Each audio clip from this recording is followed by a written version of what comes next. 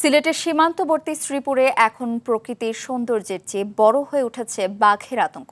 দিনের আলো ফুরিয়ে সন্ধ্যা নামলে বদলে যায় পুরো এলাকার চিত্র। একের পর এক গবাদি পশু নিখোঁজ ও শিকার হওয়ার ঘটনায় নির্ঘুম রাত কাটাচ্ছেন স্থানীয় বাসিন্দারা। পরিস্থিতি নিয়ন্ত্রণে মাঠে নেমেছে বন বিভাগ। সিলেটের গোয়াইনঘাট থেকে সালমান শাহর তথ্যচিত্রে আরও জানাচ্ছেন লিওনা সাদ। দিনের আলো ফুরিয়ে সন্ধ্যা নামলেই যেন বদলে যায় সিলেটের সীমান্তবর্তী এলাকা শ্রীপুরের পাহাড় আর বন ঘেরা এই জনপদের চিত্র। কয়েকদিন ধরে বিভিন্ন সময়ে স্থানীয় লোকজনের সামনে পড়ছে বিশাল আকৃতির বাঘ। এরপর থেকে একে একে গবাদি পশু নিখোঁজ ও মৃত অবস্থায় পাওয়া যাচ্ছে। তাদের দাবি লোকালয়ে নেমে এসেছে বাঘ।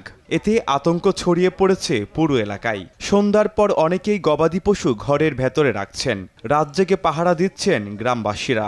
2.5 ফুট 3 ফুটের মতো লম্বাটা হবে, মাথাটা বিলের মতো, এরকম গোল বিলের মতো মাথাটা, আর এই বডিটা অনেক লম্বা। আতঙ্ক আছে, সবাই আমরা ডরাই, আড়াপিড়া করতে ভয় লাগে। 5-6টা গরু মরে যায় আজকে 15 দিনের ভিতরে। আমরা খুব ভয়ের ভীতির মধ্যে আছি, স্যার আমাদেরকে বাঁচান।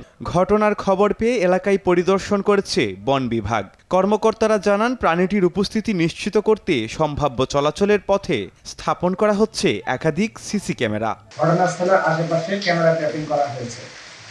ক্যামেরা ট্র্যাপিং থেকে প্রাপ্ত ফুটেজ এবং তথ্য বিশ্লেষণ করে বন্যপ্রাণী শনাক্তকরণ এবং পরবর্তীতে প্রয়োজনীয় ব্যবস্থা গ্রহণ করা হবে।